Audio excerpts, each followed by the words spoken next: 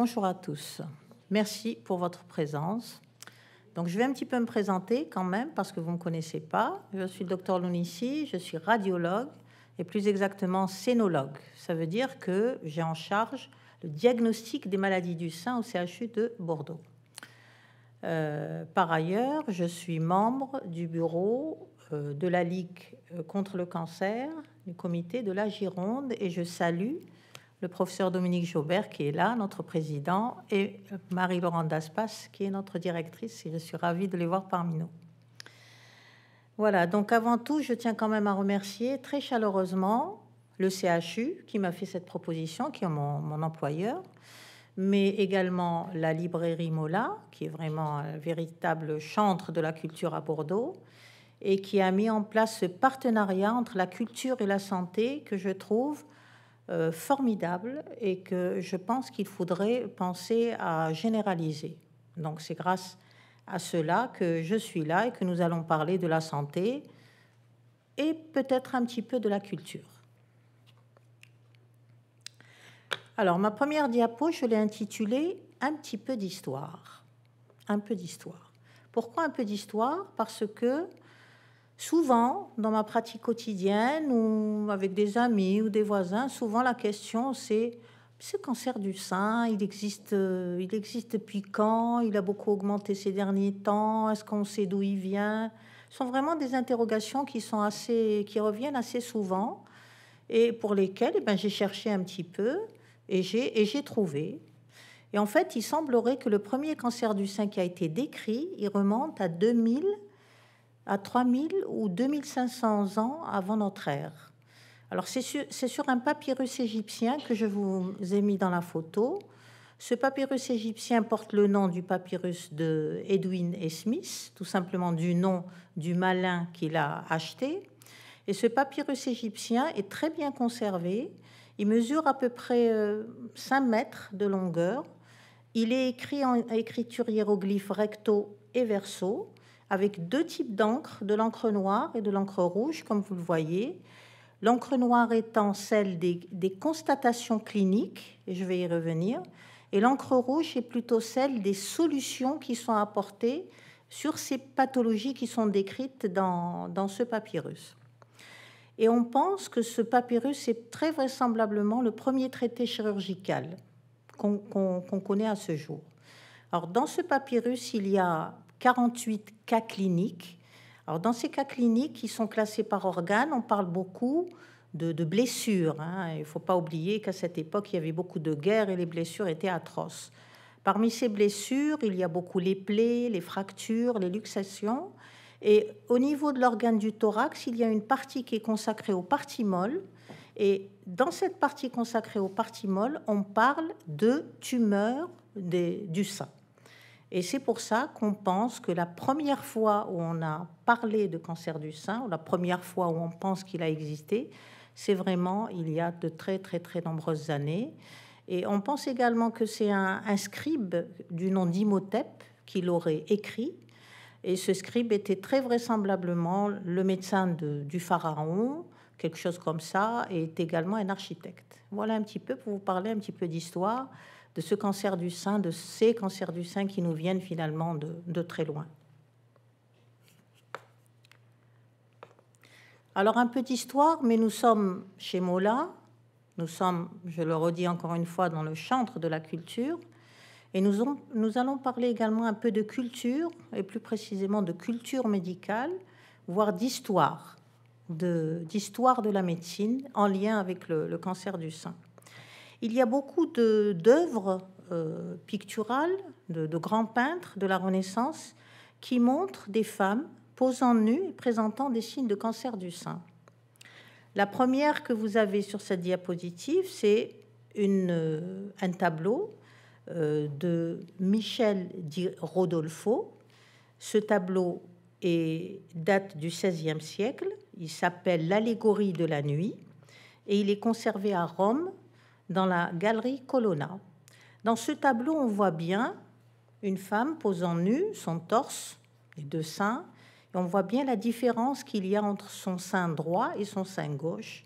Son sein gauche est déformé il est rétracté, son mamelon est attiré, il y a une coloration au niveau de ce sein qui est un petit peu différente de l'autre sein, et vraisemblablement un œdème, un petit œdème vers le prolongement axillaire.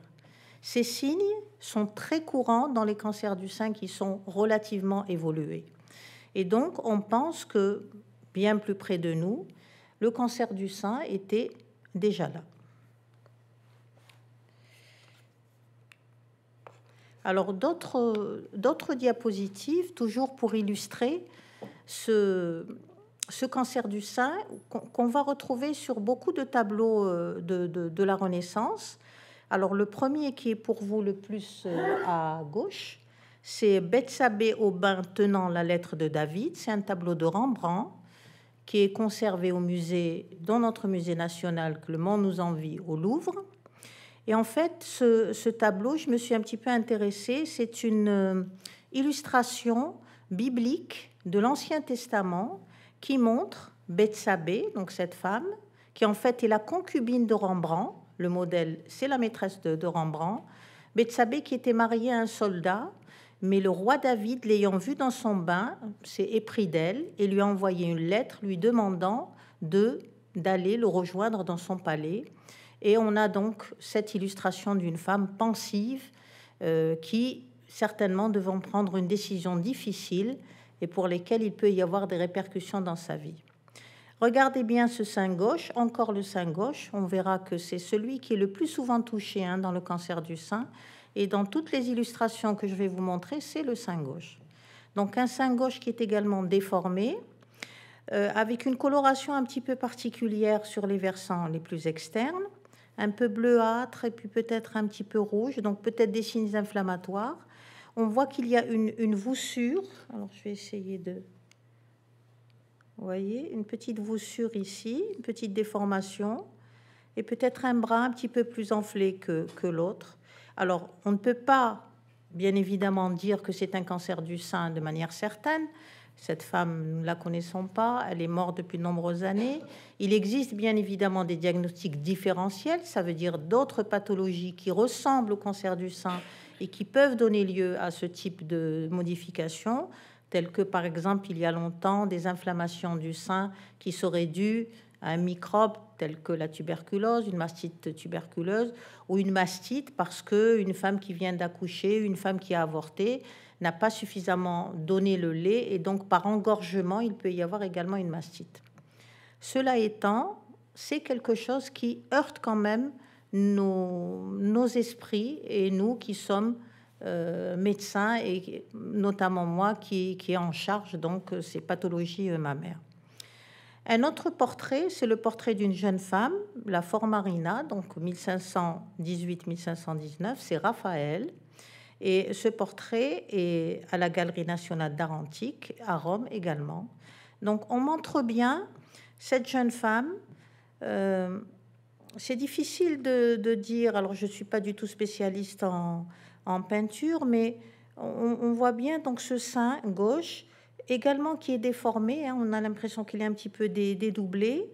Et puis j'ai été vraiment touchée par ce tableau que je ne connaissais pas, où cette jeune femme, ce modèle, montre ce sein gauche. Alors est-ce qu'elle le montre pour dire qu'elle a mal? Est-ce qu'elle le montre parce qu'elle veut cacher en quelque sorte cette disgrâce quand même? Personnellement, c'est un tableau qui m'a beaucoup touchée. Et enfin, pour finir, une illustration également d'un mythe grec. Alors, c'est Orphée devant la mort d'Eurydice. C'est un tableau d'Ary Scheffer, 1814, et qui est conservé au Musée des Beaux-Arts de Blois. Donc, Orphée est le fils d'Apollon. Son père lui a donné une lyre. C'est un virtuose de la lyre. Il envoûte tout le monde avec sa musique, sa grande virtuosité. Eurydice, qui est une nymphe, va tomber amoureuse de lui. Malheureusement, Eurydice va mourir. Et là, c'est vraiment le tableau qui montre Eurydice morte. Sauf que, encore une fois, quand on regarde bien, au niveau de son sein gauche, on retrouve les mêmes déformations et à peu près les mêmes signes que ceux qui sont dans les autres illustrations. Voilà donc pour vous illustrer, pour faire un petit peu d'histoire, un petit peu de culture, un petit peu pour sortir de ce dépistage organisé dont on va quand même un petit peu parler. Alors, pour finir avec ces tableaux, sachez qu'en Nouvelle-Zélande, la Fondation du cancer du sein a imaginé de détourner ces tableaux de la Renaissance en enlevant les visages des femmes anciennes et en mettant des femmes de notre époque guéries d'un cancer du sein, mais ayant encore quelques séquelles de ce cancer. Et ça a été le support d'une grande campagne de sensibilisation au dépistage organisé en Nouvelle-Zélande. De mémoire, je crois que c'était en 2018. C'est vraiment une manière peut-être d'illustrer comment l'art et la culture pouvaient également se mettre au service d'une certaine manière de la santé. Donc c'est quelque chose qui m'a également intéressée, je voulais vous en parler.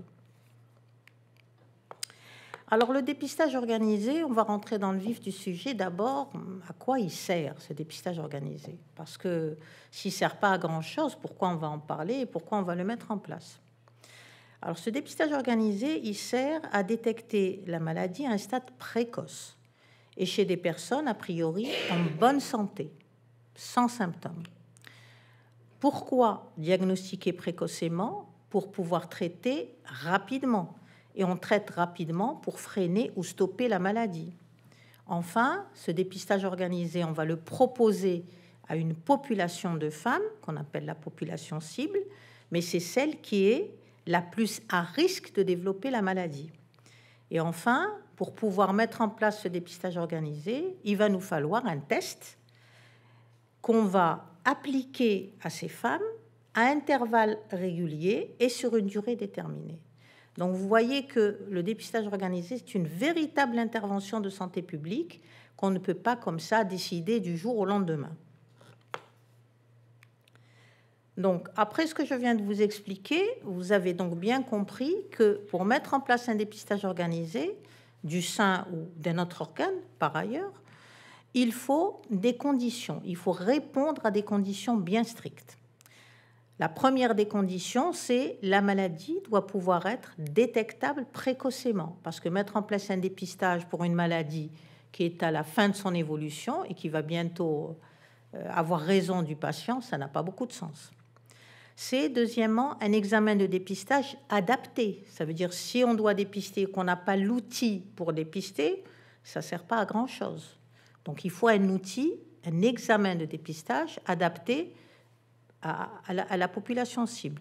Ce test, qui est en fait la mammographie, vous avez compris, doit être sensible, spécifique, sans danger, simple à réaliser, acceptable, non perçu comme humiliant, invasif ou douloureux. Donc je vais surtout revenir sur sensible. Sensible, ça veut dire avec peu de faux négatifs. Alors cette notion, elle est importante à comprendre. C'est quoi un faux négatif? Un faux négatif, c'est j'ai fait ma mammographie, on m'a dit qu'elle était normale, je suis rentrée chez moi, mais j'ai un cancer qui n'a pas été détecté. C'est un faux négatif.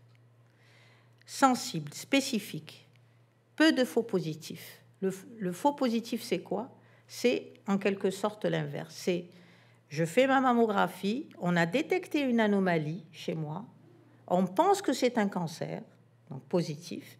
On va me faire une batterie d'examens, d'autres clichés complémentaires, une échographie, une IRM, une biopsie chirurgicale, donc beaucoup d'examens.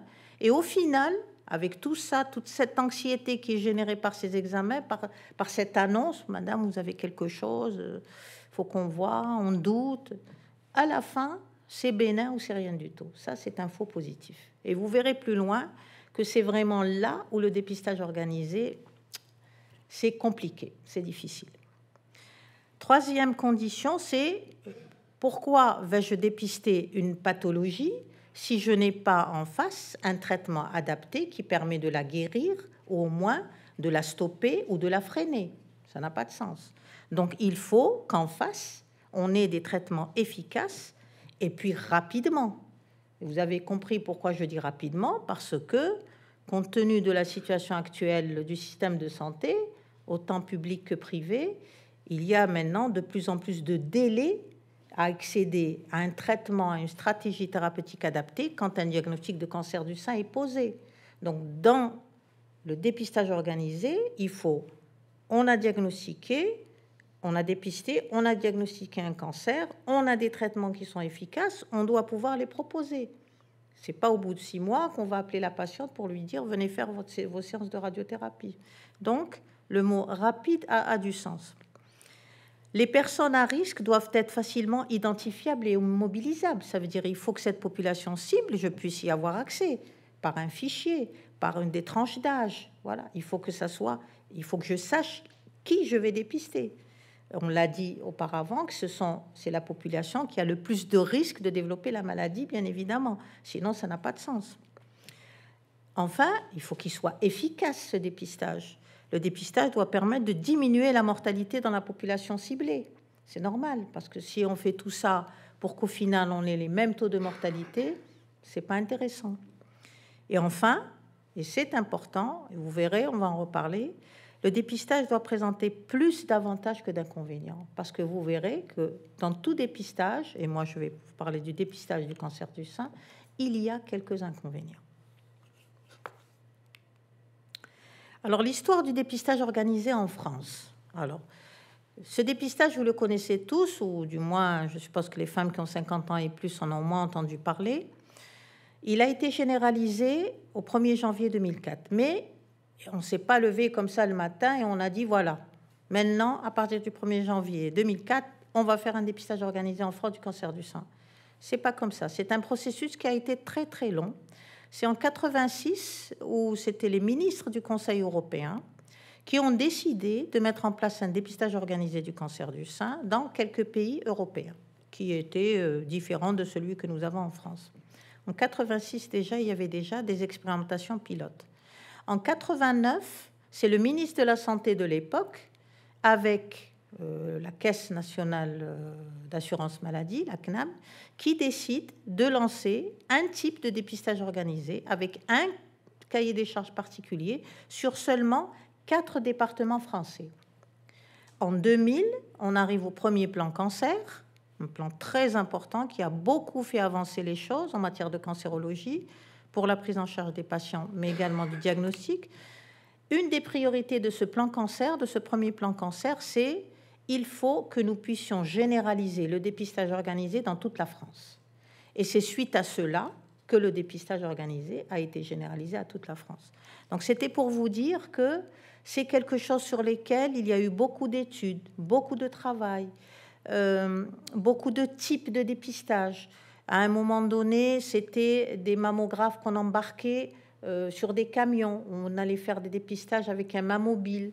On se posait la question, est-ce qu'on fait un examen clinique ou on ne le fait pas? Est-ce qu'on fait un seul cliché par sein ou est-ce qu'on fait 2 clichés pour chaque sein? Donc, vous voyez, il y a eu beaucoup d'interrogations et au final, on a abouti en 2004 à un cahier des charges qui est très précis, qui a subi quelques modifications, quelques adaptations au fil de l'avancée des technologies, bien évidemment, et de nos connaissances. Et c'est celui qui est actuellement en vigueur et nous allons continuer d'en parler. Alors, quelques chiffres, ça, ce sont des diapos que j'ai empruntés à la Ligue contre le cancer et je les remercie vivement parce que ce sont des chiffres qui sont actualisés. Les derniers chiffres, c'est du cancer du sein en France, c'est 61 214 femmes touchées chaque année par un cancer du sein. Je crois qu'en 2021, c'était 61 100, vous voyez. C'est 12 100 décès par an provoqués par le cancer du sein, mais avec quand même une mortalité qui diminue à peu près de 1,3% par année. Mais cette diminution de la mortalité, elle est peut-être un peu due au dépistage, forcément, mais pas seulement. Elle est beaucoup due au progrès des traitements, au diagnostic qui est de plus en plus précoce. C'est la première cause de mortalité par cancer chez les femmes. Je crois qu'en Europe, c'est 90 000 décès par an. Et enfin, le pronostic qui reste quand même relativement bon à 5 ans, 88% de taux de survie net standardisé à 5 ans des femmes qui ont été diagnostiquées entre 2010 et 2015. Alors, on va rester sur les chiffres. Mais ça, malheureusement, ce n'est pas une bonne nouvelle pour la France et pour les femmes françaises. La France est champion européen du nombre de nouveaux cas de cancer. C'est combien? La France est ainsi le pays du monde avec la plus forte incidence de cancer du sein. C'est 105,4. Ça, ce sont des statistiques. La virgule, il n'y a pas de virgule de femme virgule, mais c'est comme ça. Donc, en France, 105,4 femmes françaises sur 100 000 qui sont atteintes d'un cancer du sein. C'est bien plus que l'Italie, où ce chiffre, c'est 87. En Espagne, c'est encore moins, 81. Et en Allemagne, encore moins. Vous voyez, il y a quand même un problème. Et ce problème, on va essayer de l'identifier. Alors, les facteurs de risque. Beaucoup de questionnements au sujet des facteurs de risque. Le facteur de risque qu'on connaît, qui est parfaitement identifié, dont on est sûr, c'est l'âge. Le risque de cancer augmente avec l'âge. La plupart des cancers, 80% des cancers du sein, se développent après 50 ans. Vous comprenez là pourquoi on commence le dépistage organisé à partir de 50 ans. Donc tout le reste, ce sont des cancers qui sont un petit peu différents. Mais les cancers dits sporadiques, pour lesquels on n'a pas de facteur de risque particulier, en dehors de l'âge, ben c'est 80% des cancers. Un autre facteur de risque, ce sont les antécédents médicaux, personnels et les antécédents familiaux. Les antécédents familiaux, ce sont beaucoup les cancers génétiques qui, en fait, ne représentent au mieux que 10% de l'ensemble des cancers du sein. Donc, vous voyez, c'est pas le nombre le plus grand, même s'ils ont des particularités qui sont différentes. On le sait de plus en plus, la consommation d'alcool et de tabac, le surpoids, le manque d'activité physique, certains traitements hormonaux de la ménopause qui sont en nette régression maintenant, les prédispositions génétiques, c'est-à-dire les fameuses mutations qu'on trouve BRCA1, BRCA2, pour lesquelles il y a à peu près 80 à 85% de risque de développer un cancer du sein. Et c'est dans ces lots-là qu'on arrive parfois jusqu'à la mastectomie prophylactique, parce que chez une jeune femme, on est sûr qu'un cancer du sein va arriver. C'est la fameuse mastectomie reconstruction d'Angelina Jolie, qui avait autour de 40 ans, mais qui était mutée. Sa mère avait un cancer, donc une histoire familiale chargée. On pense également que le fait de ne pas avoir allaité ou de ne pas avoir d'enfant ou d'avoir un enfant tard peut également constituer un facteur de risque. Ceci dit, quand on regarde ces facteurs de risque, on voit quand même que 25%, c'est beaucoup, 25% de ces facteurs de risque sont modifiables. Ce sont tous les facteurs de risque qui sont en lien avec nos modes de vie, c'est-à-dire l'alimentation, c'est-à-dire la consommation d'alcool et de tabac, c'est-à-dire le fait de surveiller son poids, c'est-à-dire le fait de faire un peu d'activité physique. 25%, c'est beaucoup. Ce sont des choses sur lesquelles nous pouvons agir. Le reste, c'est bien plus compliqué, mais sur celle-là, nous pouvons agir. Et par exemple, sur l'obésité post-ménopausique, on pense que c'est 8 à 20%. Sur l'alcool, c'est 4 à 16%. Sur la sédentarité, de 2 à 10%. Vous voyez, on peut arriver quand même à des chiffres importants. Voilà, donc c'était pour vous illustrer le facteur de risque qui est l'âge, et puis le reste, en dehors des prédispositions génétiques, qui sont des facteurs de risque en lien avec notre manière de vivre, avec notre mode de vie. Et sur cela, on peut agir. Alors, les facteurs pouvant expliquer les particularités françaises, là on est champion, mais malheureusement, ce n'est pas la médaille d'or des Jeux olympiques, c'est la médaille d'or du nombre de cancers, de nouveaux cas pour 100 000 femmes. Alors, ces chiffres ne sont pas expliqués par le dépistage. Ce n'est pas parce qu'on dépiste mieux qu'en fait, on a plus de cancers. Puisque vous verrez que notre taux de participation au niveau de dépistage organisé, il n'est pas si bon que ça. Par contre, on pense, il y a des études qui montrent que c'est la consommation d'alcool et de tabac en augmentation dans la population féminine, avec des chiffres qui sont plus importants en France et des consommations qui arrivent chez des femmes plus jeunes et des consommations plus anciennes. C'est malheureusement le surpoids, l'obésité, la sédentarité, le manque d'activité physique qui est également en augmentation. C'est, je le répète encore, certains traitements hormonaux, mais qui le sont encore de moins en moins. Maintenant, on sait que quand on met en place un traitement hormonal substitutif, pour des indications bien précises, on ne peut pas le garder au-delà de 5 ans, parce que les études qui ont été faites montrent qu'au-delà de 5 ans, il y a quand même un surrisque de cancer du sein. Alors si en plus il y a une petite histoire familiale, si en plus les seins ne sont pas d'analyse facile à la mammographie, si en plus la femme n'est pas très observante, elle vient pas tous les 2 ans. Donc vous voyez comment vous rajoutez ça, ça peut faire beaucoup. Et autres facteurs prouvés impactants, les grossesses tardives ou l'absence de grossesse et peut-être la pollution. Mais là, je pense qu'il y a encore des études qui vont sortir et qui vont faire la relation de cause à effet entre l'environnement, donc là où nous vivons, et puis vraisemblablement la survenue d'un cancer du sein. Alors, les messages à diffuser par public cible, c'est facile. Le cancer du sein est une maladie multifactorielle, je me répète. Les facteurs de risque qui sont liés à l'âge, c'est près de 80% des cancers, ils se développent après 50 ans. Et les facteurs de risque liés à nos modes de vie, tels que la consommation d'alcool, de tabac, le surpoids et le reste. Les facteurs de risque liés à certains antécédents médicaux, on en a parlé, mais ce n'est pas le gros lot, ce n'est pas le plus gros lot des cancers du sein. Et donc, il faut privilégier des comportements favorables à notre santé, ne pas fumer, ne pas boire ou boire très très raisonnablement, manger une alimentation diversifiée, équilibrée, c'est surtout surveiller son poids et ne pas être sédentaire, avoir une activité physique. Alors vous me direz, ce sont quand même des injonctions qui sont pas toujours faciles à entendre, mais j'avoue que moi-même, j'essaye. J'ai la chance, je ne fume pas, je bois pas, donc je pense que c'est déjà pas mal. Mais j'essaye de faire en sorte de continuer à avoir une activité physique régulière, même si je ne suis pas une très grande sportive, de surveiller un petit peu mon poids. Voilà. Donc je vous invite, vous et puis ceux qui nous écoutent sur les réseaux, même si ça fait un discours un petit peu moralisateur, c'est vraiment pas le but de mon discours, c'est de dire essayez dans la mesure de vos moyens de faire en sorte de prendre soin de votre capital santé. Alors, les modalités du dépistage organisé en France, comment ça marche? Comment il est organisé? Alors, le dépistage organisé, il repose sur un cahier des charges. Le cahier des charges, c'est vraiment la Bible, on va dire, du dépistage organisé.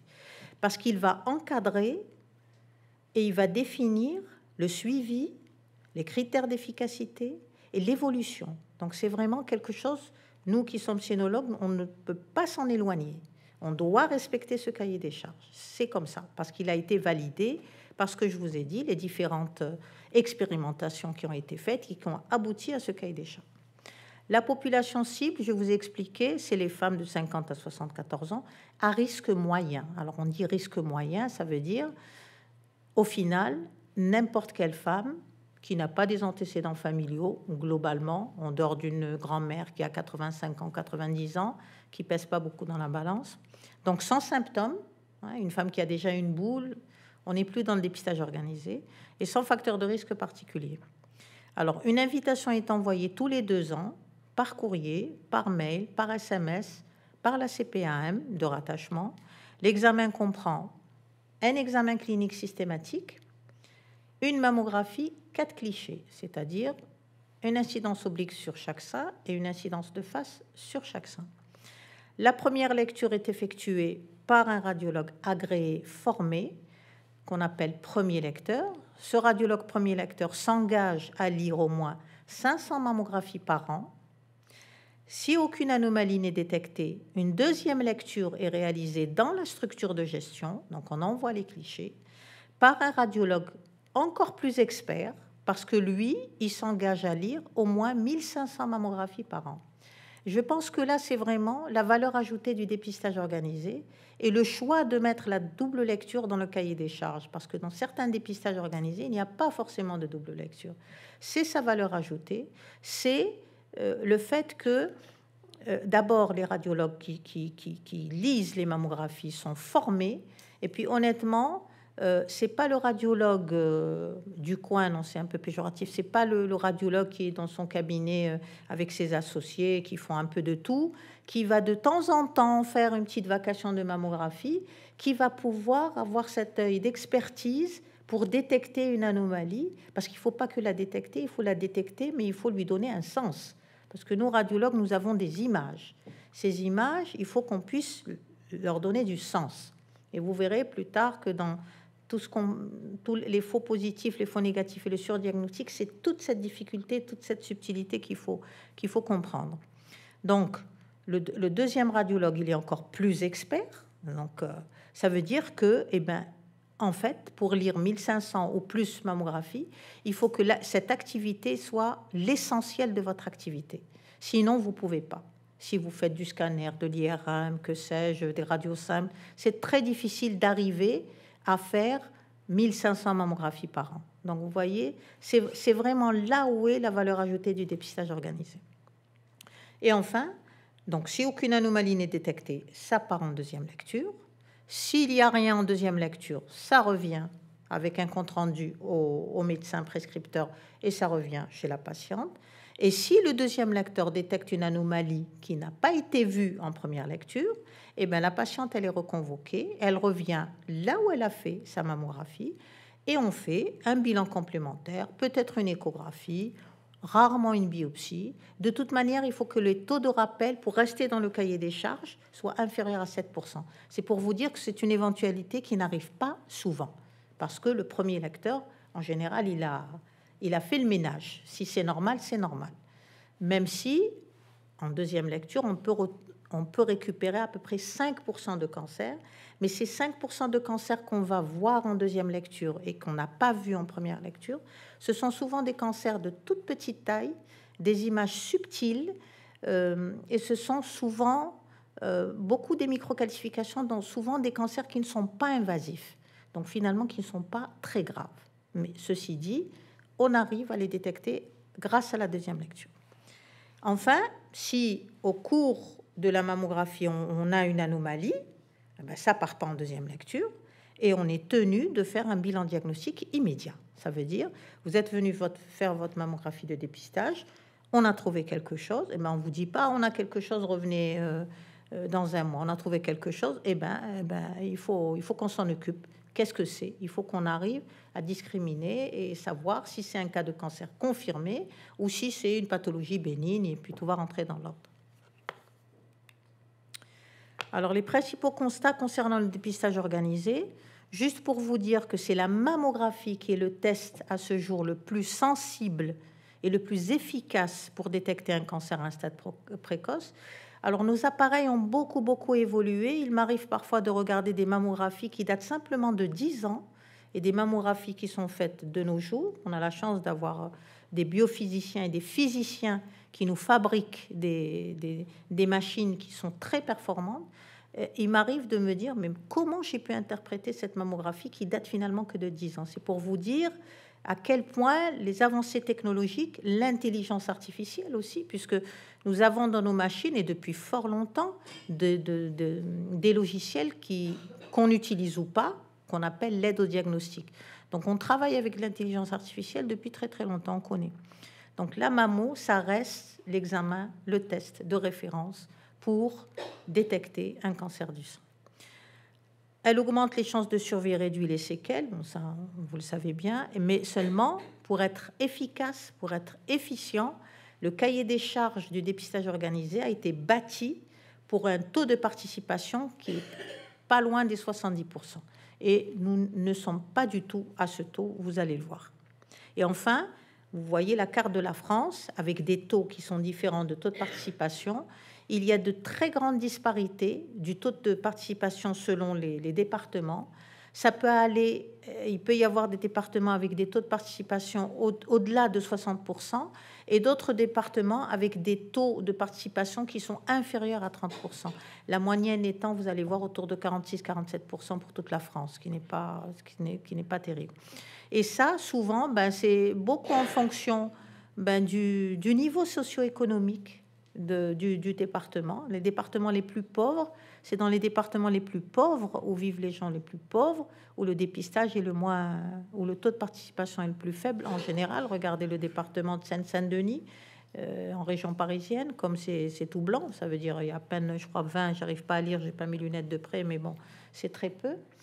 Et puis là où il y a, où là il y a pas de radiologue, et là où il n'y a pas d'appareil, là où on peut pas prendre rendez-vous.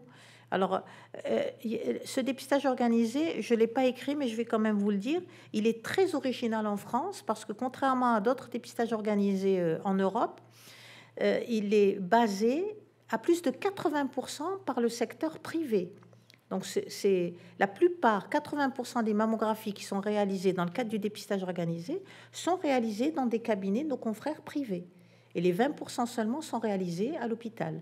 C'est assez original, mais c'est intéressant parce que justement, cette médecine privée, cette radiologie privée, pour être agréée pour le dépistage organisé, a dû faire le contrôle qualité de ces machines, a dû former ses radiologues et ses manipulateurs. Donc c'est vraiment une manière d'élever aussi le niveau d'expertise et puis l'assurance qualité des machines qu'on utilise. Voilà, c'était une petite parenthèse que je voulais quand même vous apporter.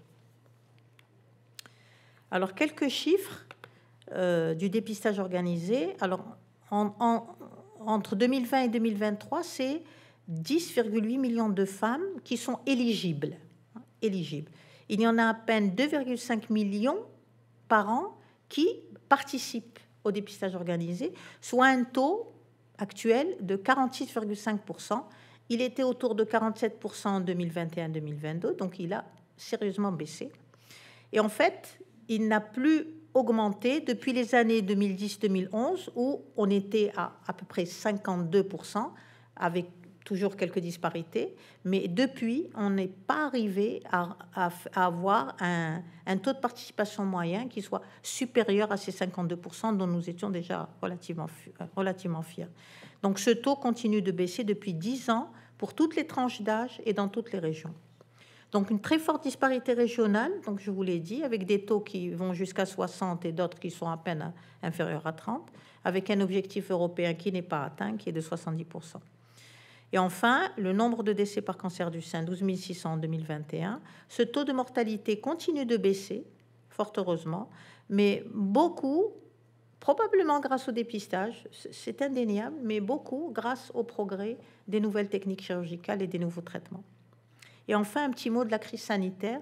La crise sanitaire a été, comment dirais-je, plus que délétère pour le dépistage organisé, parce que pendant plus de 3 mois, toutes les invitations ont été arrêtées.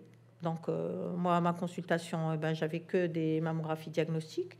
Donc, je passais de 10 ou 15 patientes par matinée à 2 ou 3, pour vous dire. Et puis, les femmes, elles avaient peur de venir à l'hôpital. Et puis, il y avait le confinement, donc on n'avait pas forcément le droit de sortir.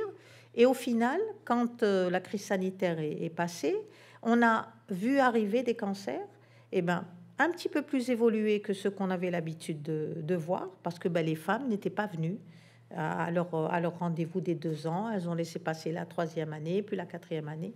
Et on a vu des cancers un peu plus évolués que d'habitude, avec quand même une perte de chance qui était pas négligeable. Donc, je voulais vous faire un petit focus sur la crise sanitaire. Et depuis la crise sanitaire, on n'a pas récupéré les taux de participation qu'il était avant la crise.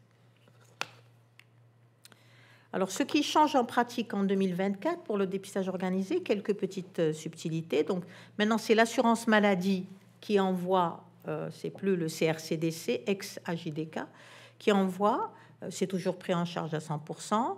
Les relances au dépistage sont désormais dématérialisées, déposées dans le compte Amélie. La première relance est adressée 6 mois après la première invitation, la deuxième relance 6 mois plus tard.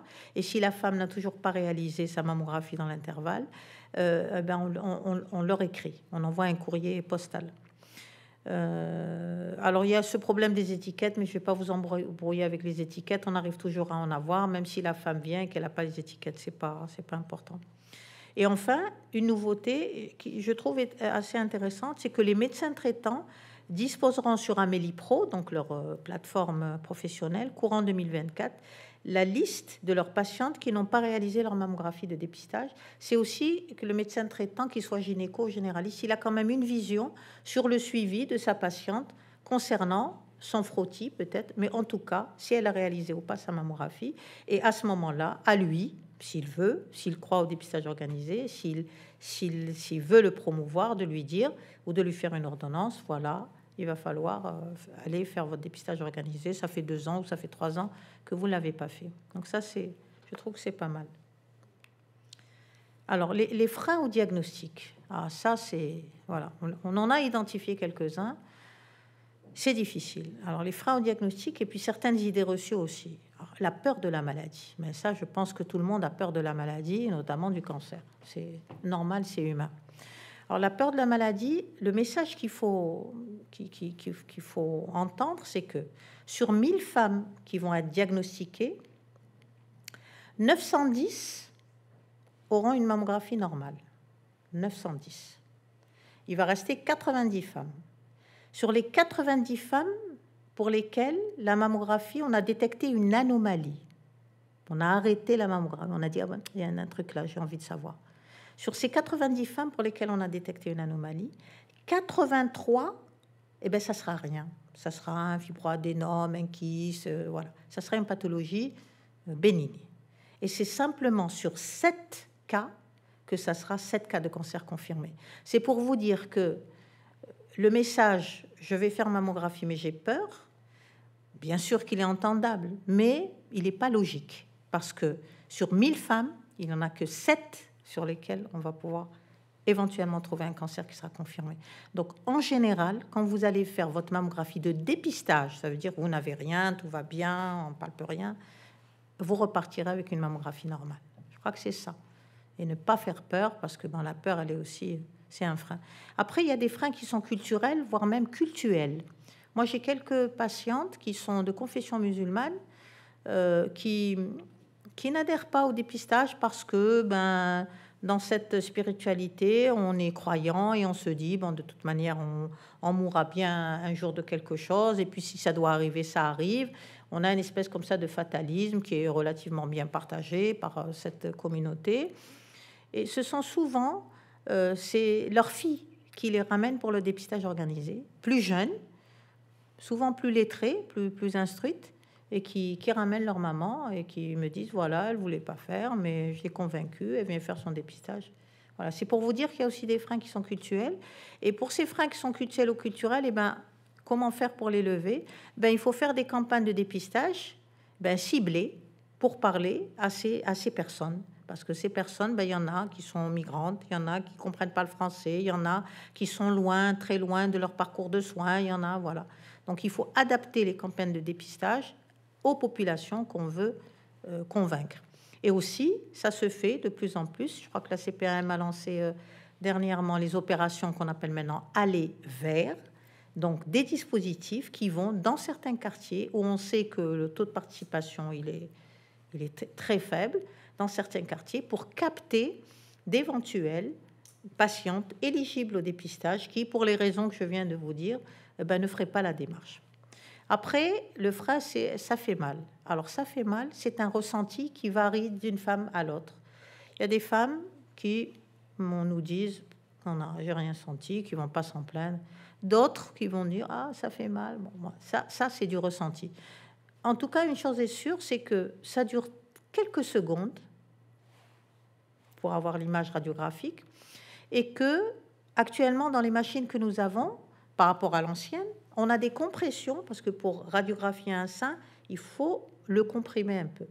Mais il faut le comprimer suffisamment pour qu'il ne bouge pas. Donc on l'immobilise. Parce que s'il bouge, nous, on ne peut pas interpréter. On a un flou sur l'image, et puis il y a des rayons qui sont passés, mais c'est ininterprétable.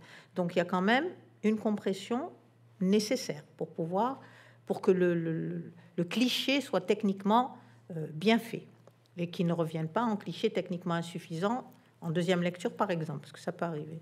Donc, les machines que nous avons actuellement sont tout à fait adaptées, puisque la compression, elle est lente et elle est progressive. Donc, cette compression, on a le temps de dire à la patiente, ça va, c'est supportable, ça va. Voilà, donc vraiment, autant il y a très, très, très, très longtemps, je sais que Marie-Laine Diluidi, qui m'a tout enseigné de la scénologie, me disait qu'il y avait des fois, comme les compressions étaient brutales et relativement fortes, quelques femmes le lendemain pouvaient avoir même un petit hématome au niveau du sang. C'est une histoire terminée, ça n'existe plus. On a des machines et puis on a surtout un corps médical, et je mets bien sûr les manipulateurs et manipulatrices radio à l'intérieur, puisque c'est elles qui accueillent la patiente, c'est elles qui la rassurent, c'est elles qui font les mammographies et qui sont parfaitement formées pour apaiser la patiente et pour faire en sorte que ce moment ne soit pas un moment vécu dans la douleur. Les délais de prise de rendez-vous sont trop longs, c'est vrai. Sauf que quand on est dans le dépistage organisé, ça veut dire que vous n'avez rien. Eh bien, si on vous donne un rendez-vous à 3 mois ou même à 4 mois, ça va, c'est pas si grave. Donc, le plus important, c'est d'anticiper simplement le rendez-vous. C'est pas la même chose si vous avez quelque chose dans le sein qui vous inquiète et vous essayez d'avoir un rendez-vous et ce rendez-vous est trop tardif. C'est pas du tout la même chose. Si on est dans le cas du dépistage organisé, un rendez-vous à 3-4 mois, c'est pas grave. Vous prenez le rendez-vous, vous le notez dans votre agenda et puis vous venez le jour où on vous a donné le rendez-vous.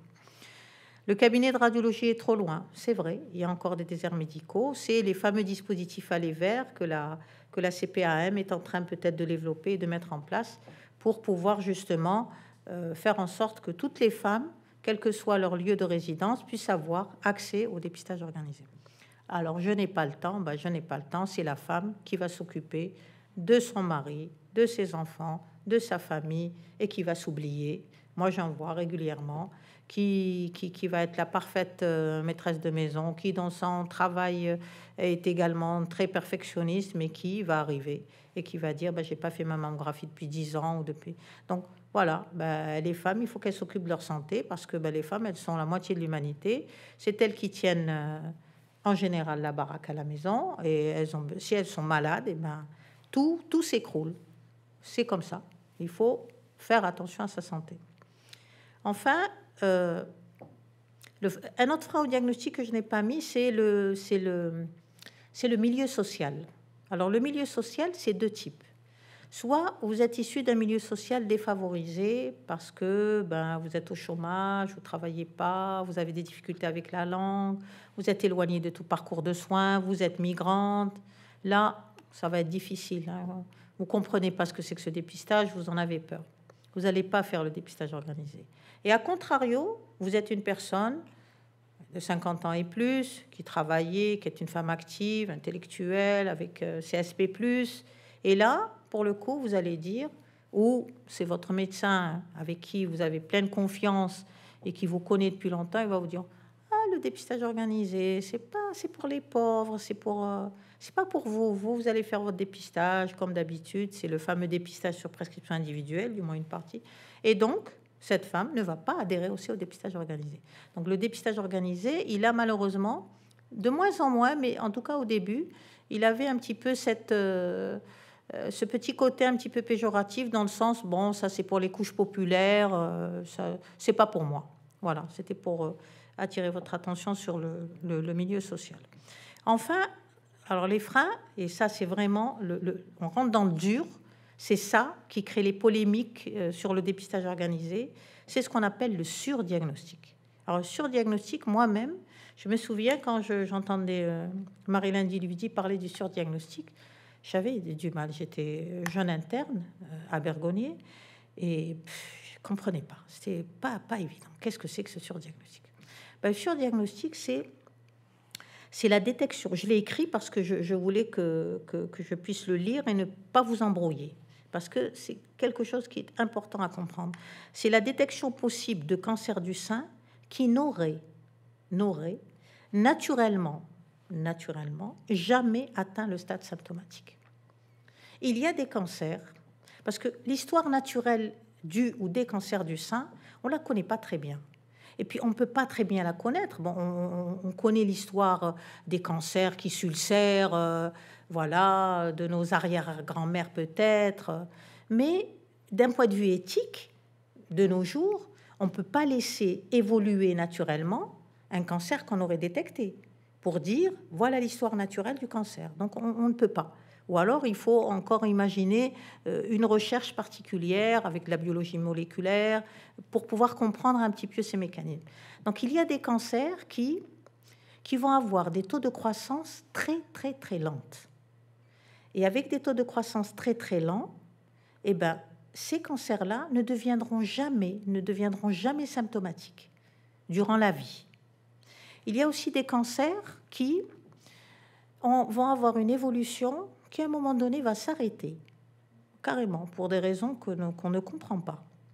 Et enfin, il y a aussi des cancers qui sont difficiles à diagnostiquer et qui sont ce qu'on appelle, nous, des lésions frontières. Ça veut dire que même quand on regarde au microscope, et nous avons des anapathes qui sont chevronnés pour nous lire nos lames et nous faire toute la cartographie du cancer du sein, eh bien, l'anapathe qui a des années d'expérience avec lui va nous dire cette lame, j'ai du mal, c'est compliqué, je ne sais pas, voilà. Donc, comme on ne peut pas prédire, parce que là, on rentre un peu dans la médecine en quelque sorte prédictive, on n'a pas encore les outils nécessaires pour dire ce type de cancer qu'on voit, alors je parle des cancers qui ne sont pas évolutifs, qui ne sont pas invasifs, on va dire les lésions à risque et un peu plus, ce type de cancer, eh bien, je ne sais pas s'il va devenir évolutif et s'il va devenir invasif. Ben, je ne sais pas. Celui-là, peut-être qu'il va le devenir, peut-être qu'il ne le deviendra pas. Donc, vous voyez, c'est ça un petit peu ce qu'on appelle le surdiagnostic. Et d'un point de vue éthique, quand on découvre un cancer, on ne peut pas ne pas le traiter.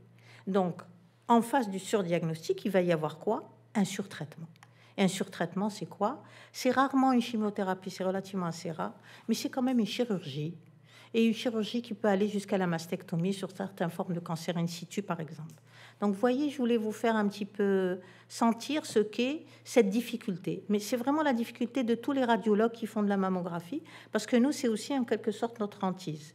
Et c'est avec l'expérience quand même, c'est plus on va avoir de l'expérience, et plus la relation que nous allons avoir avec cette patiente qu'on connaît depuis longtemps, dont on connaît les microcalcifications, on est là, on les agrandit, ils ont augmenté, non c'est pareil, on va les compter. Voilà, ça c'est quelque chose qui est difficile à gérer, qu'on gère quand même. Donc le surdiagnostic, ça fait partie, hélas, d'un effet délétère du dépistage organisé. Et je pense que les femmes doivent en être informées, c'est important.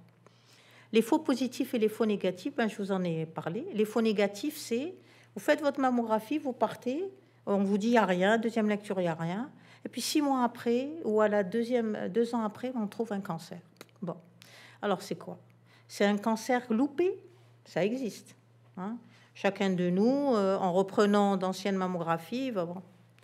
Punaise, il y avait déjà un petit quelque chose ici, je n'avais pas vu, je n'avais pas retenu, même en deuxième lecture. Vous voyez. Ça, c'est des cancers qui sont loupés. Il y a aussi d'authentiques cancers, dits cancers de l'intervalle. Ça veut dire, vous n'aviez rien, et puis 2 ans après, vous avez quelque chose. Oui. Et dans le cahier des charges français, dans le dépistage, l'examen clinique, il a aussi pour rôle de faire en sorte que ces faux positifs soient le plus bas possible. C'est pour ça qu'on examine, parce qu'il y a aussi des cancers qui sont cliniquement palpables, mais qu'on ne voit pas en mammographie. C'est rare, mais ça existe. C'est pour ça que l'examen clinique fait partie du dépistage organisé en France. Les faux négatifs, je vous en ai parlé. Les faux positifs, c'est vous venez faire votre mammographie, on a détecté une anomalie. On est inquiet, on se gratte la tête, on fait l'écho, on fait des clichés complémentaires, on vous donne rendez-vous, on fait une IRM, on a vu quelque chose qui a pris le contraste, on s'arrache les cheveux, on fait une RCP, on biopsie pour en avoir le cœur net. La biopsie, c'est pas quelque chose qui est anodin. La biopsie, c'est invasif. On ouvre un petit peu, on introduit une aiguille, il y a un risque hémorragique, il y a un risque infectieux, il y a un risque... Donc, et à terme, donc en biopsie, on va avoir un résultat. Le résultat il va nous dire, je sais pas, tissu mammaire normal. On va se dire, mais on n'était peut-être pas dans la lésion.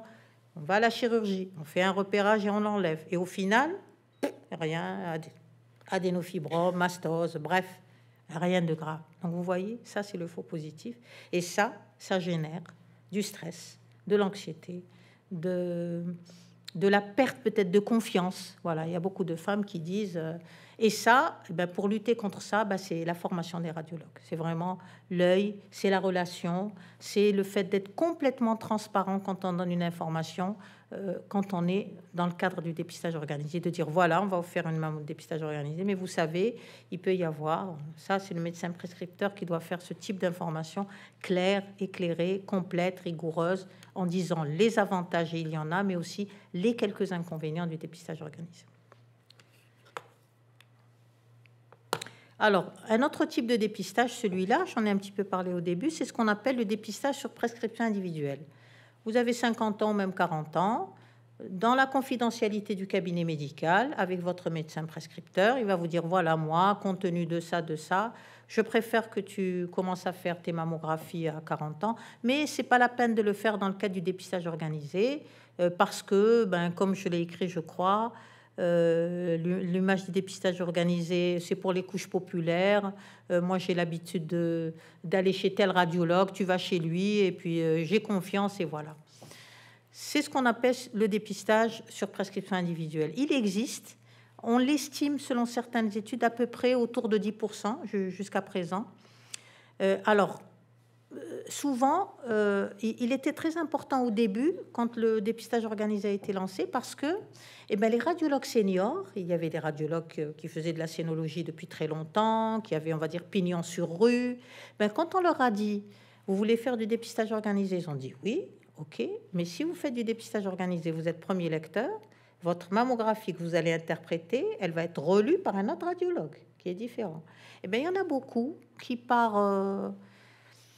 je ne sais pas, n'ont pas voulu être relus par d'autres confrères. J'en ai connu moi-même quelques-uns qui petit à petit sont revenus parce qu'ils auraient vécu peut-être comme une humiliation, le fait de ne pas avoir vu un cancer, que la deuxième lecture revoit. Enfin bref, c'est quelque chose qui existe, qui au début du dépistage organisé était relativement importante, mais qu'il est, je l'espère, de moins en moins. Et ce d'autant que quand on est premier et deuxième lecteur du dépistage, tous les ans, la structure de gestion nous envoie notre récapitulatif en tant que radiologue. Elle va nous dire, vous avez vu tant de mammographies, vous avez trouvé tant de cancers, et si on a loupé des cancers, vous avez loupé tant de cancers. Donc c'est quelque chose qui est très transparent et qui nous permet, nous, radiologues, vraiment de progresser justement au niveau de cette expertise. Ah oui, j'ai pas vu ce cancer, ben oui, comme quoi ça arrive, nul n'est parfait. Et d'avoir aussi cette humilité vis-à-vis du patient et cette transparence de dire oui, je ne l'ai pas vu. Heureusement, la double lecture a pu rattraper ce cancer. Voilà. Donc, ce dépistage, il n'y a pas de recueil. On n'a aucune visibilité sur lui. Il n'a pas d'évaluation ni de suivi. Et enfin, sa performance et sa qualité, à mon sens, elle ne peut pas être aussi intéressante que celle du dépistage organisé, où il y a une invitation systématique, une prise en charge à 100%, une deuxième lecture systématique, la formation des radiologues, comme je vous l'ai dit, premier et deuxième lecteur, le contrôle assurance qualité de nos machines, l'avancée des technologies que nous intégrons progressivement dans nos machines. Voilà, donc il y a un dépistage comme ça, un peu à part, tout seul, pas de deuxième lecture, et puis le dépistage organisé. Sachez que ça existe. Alors, le dépistage des femmes à risque élevé, je ne vais pas m'attarder parce que, on va entrer dans des détails. Donc, le risque élevé, ce sont celles qui ont déjà un antécédent personnel cancer du sein. Vous savez très bien, quand on a un antécédent de cancer du sein, il y a un risque de rechute. Déjà, il y a un risque de cancer contralatéral. Donc, le risque, il est là. Les patientes qui, jeunes, ont eu une irradiation thoracique à haute dose pour une maladie d'Hodgkin, celles-là, oui, il faut qu'on les surveille parce que il y a quelques cancers qui sont radio-induits. Les rayons, quand il y en a beaucoup, ça peut donner des cancers. Alors après, il y a tous les antécédents familiaux de cancer du sein. Et puis après, carrément, la présence d'une mutation BRCA1, BRCA2, qui est le risque très élevé. C'est 80% de risque d'avoir un jour un cancer du sein. Et c'est là où il faut un suivi particulier, peut-être tous les 6 mois. D'ailleurs, c'est très anxiogène, c'est très difficile pour les patients de le vivre. Faire les mammos, surveiller, une écho, une IRM. Il y a eu la moindre anomalie, on va sortir l'artillerie lourde, on va vouloir biopsier. C'est très compliqué. C'est dans ce registre-là que des fois, on arrive, avec l'accord de la patiente, bien évidemment, parfois, à proposer une mastectomie prophylactique quand vraiment la surveillance est devenue impossible et que souvent, c'est la patiente qui va nous dire « j'en peux plus, c'est plus possible, faites quelque chose, enlevez-moi ces seins » et puis on fait une reconstruction, on n'en parle plus. Voilà. Ça peut arriver jusque-là. Voilà, ça c'était une diapo juste pour vous illustrer que j'ai prise à l'HAS, sur le site de l'HAS. C'est juste les dernières recommandations pour les scores. Voilà, à mon avis, elle est pas forcément intéressante. Alors, et demain, puisque la conférence est intitulée « Les dépistages et les perspectives ». Alors, et demain, c'est quelque chose auquel moi, j'y crois. et que j'attends. C'est une étude qu'on appelle l'étude MyPEPS. Cette étude, donc MyPEPS, c'est My Personal Breast Screening, c'est-à-dire mon dépistage personnalisé, voilà, en quelque sorte en français. Donc c'est vraiment un nouveau paradigme, une nouvelle stratégie de dépistage de cancer du sein qui va être basée sur le risque individuel. Vous voyez, dans le dépistage organisé, on va dire c'est toutes les femmes à risque moyen de 50 à 74 ans, tous les 2 ans une mammographie. Donc c'est un dépistage taille unique. Là, ce que cette étude propose de faire, on n'a pas encore les résultats, mais on verra, de faire différemment en fonction du risque de chaque femme. En fonction du risque de chaque femme, peut-être que ça sera plutôt une mammographie par an. Peut-être que ça sera une mammo tous les 3 ans. Peut-être que ça sera une mammo plus une écho tous les 6 mois. Vous voyez, en fonction du risque individuel, on va peut-être, si les résultats le prouvent, changer le dépistage organisé. C'est pour ça que je me suis dit, et demain. Donc, c'est une étude internationale multicentrique financée par l'Union européenne à hauteur de 12 millions d'euros qui se propose d'inclure dans l'essai 85 000 femmes de 40 à 70 ans de 6 pays européens. Je vous les ai cités, la France en fait partie. La durée de l'étude, c'est de 2018 à 2025. En principe, les résultats auraient dû sortir avant, mais compte tenu de la crise, donc on n'a pas pu inclure des patientes. C'était pas possible, donc on va attendre 2025 pour avoir les résultats. Et le but de l'étude, c'est cette question: est-il préférable de personnaliser le type et la fréquence du dépistage du cancer du sein en fonction du risque individuel? Cette étude se propose de comparer 2 groupes de patientes. Un groupe standard qui va continuer à faire son dépistage organisé, comme il existe maintenant, et un groupe personnalisé pour lequel on va faire, bien sûr, la mammographie, mais en plus de la mammo, un test salivaire ADN, justement, pour mesurer le risque génétique, plus une visite supplémentaire. Voilà. J'ai fini. Je n'ai pas fait de conclusion, volontairement. C'était pour vous dire... Moi, je fais du dépistage organisé depuis longtemps, depuis plus de 20 ans. C'est mon activité principale, enfin de la scénologie. Je ne fais que de l'imagerie mammaire.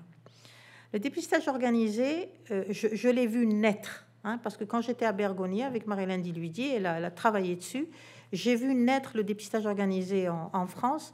J'ai vu la mise en place de son cahier des charges, très strict, très bien pensé, très bien réfléchi, que nous respectons à la lettre.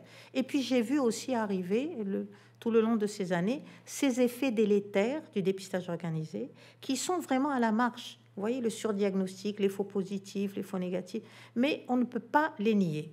Moi qui crois au dépistage organisé, et par honnêteté intellectuelle, je ne pouvais pas arriver et me mettre en face de vous et vous dire: le dépistage organisé, faites-vous dépister, c'est comme ça, il n'y a pas mieux, c'est pas possible. C'est pas un langage que je peux tenir par éthique et puis par respect pour mon auditoire. Donc, ce dépistage organisé, il a des effets délétères. C'est d'ailleurs sur ces effets qu'il est attaqué, à juste titre, d'une certaine manière.